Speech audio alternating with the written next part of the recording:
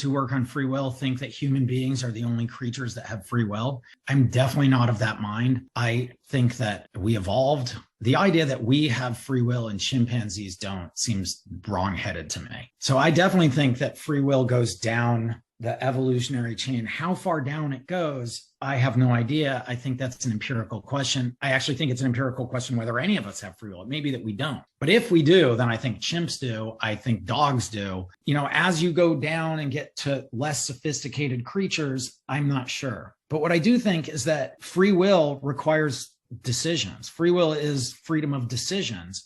I don't think trees make decisions. I think they turn to the light, but I don't think they decide to turn to the light. And so I would be hesitant to say that trees have free will unless you could show me that they have consciousness and actually make a conscious decision to turn to the light. And if that was true, then I'd be like, oh, they can have free will. I guess what I think is pain and pleasure are, for humans, very motivating factors.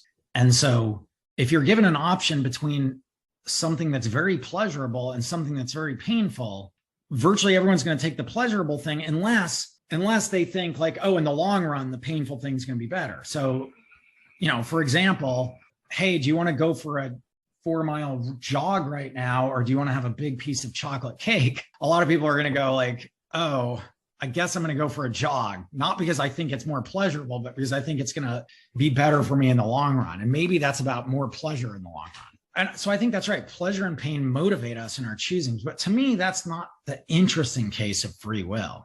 The interesting case of free will is when, because like a computer can do that.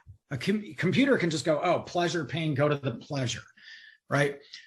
To me, the interesting case is when you look at two options and they look equally pleasurable. And you're like, oh, do I want to go to the movies with my friend or go to dinner with this other friend? And I haven't seen either of them in a while. And like you're torn and you're like, oh, and now they look equally pleasurable and you have to pick. And then there's this moment, there's this event in your head where you choose one.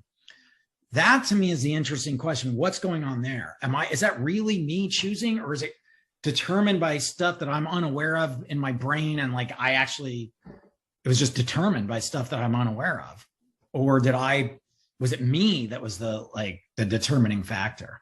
That to me is where the interesting case is where there's not an obvious discrepancy in